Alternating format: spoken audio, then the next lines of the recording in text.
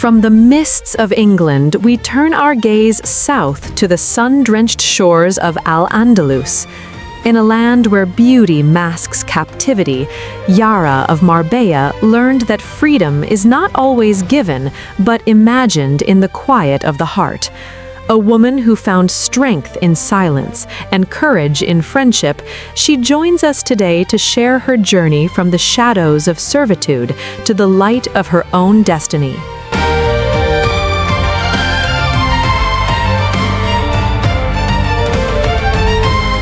Yara, thank you for joining us. To begin, can you tell us a little about your early life in Malaga and how you came into service? My earliest memories are of Malaga's splendor. Its markets alive with voices, its gardens heavy with fragrance, its towers gleaming in the sun. Yet for me, that beauty was always seen from the shadows. I was raised within a household where duty was expected of me from the moment I could walk. Though I was never free to choose my path, I learned quickly that silence could be a shield, and observation a kind of power.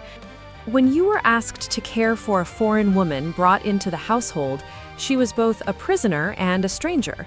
What were your first impressions of her, and how did your friendship take root? At first, I saw fear in her, the same fear I had once carried.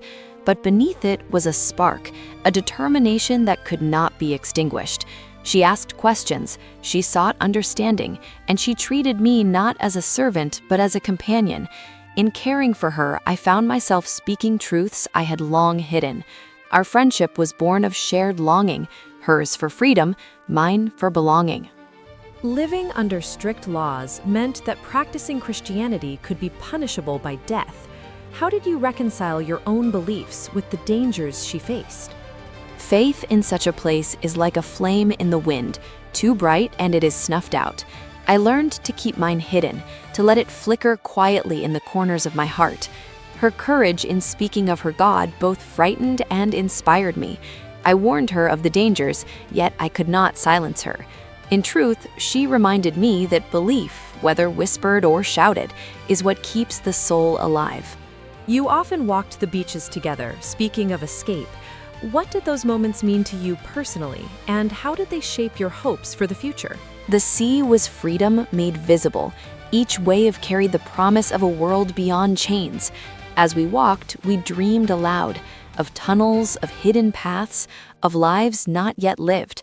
For her, it was a plan. For me, it was a revelation that I too could imagine a life beyond servitude.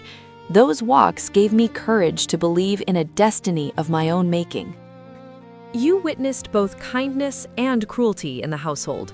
How did those experiences shape your understanding of power and loyalty? Power is a shifting tide. I saw men who ruled with fear and others who commanded with respect. Cruelty taught me caution, but it also sharpened my instincts. Loyalty, I learned, is not owed to those who hold your chains, but to those who honor your humanity. That is why I stood by her, not because I was ordered to, but because she treated me as an equal. In time, you were granted freedom. How did it feel to finally step beyond the life you had always known and claim your own destiny? Freedom is both exhilarating and terrifying. For so long, my choices were made for me. To suddenly stand at the threshold of my own life was like learning to breathe again. I carried scars, yes, but also strength. Freedom was not the end of my story, it was the beginning. Looking back, what do you hope readers take away from your journey? That even in the darkest of prisons, hope can take root, that friendship can defy walls, and courage can outlast fear.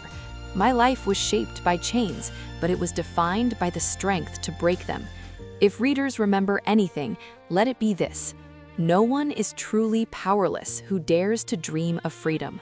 Yara, thank you for sharing your story with us today. Before we wrap up, is there anything you would like to say to our readers? Never underestimate the strength that lies hidden in silence. Even in the darkest of places, hope can endure, and freedom can be imagined long before it is won.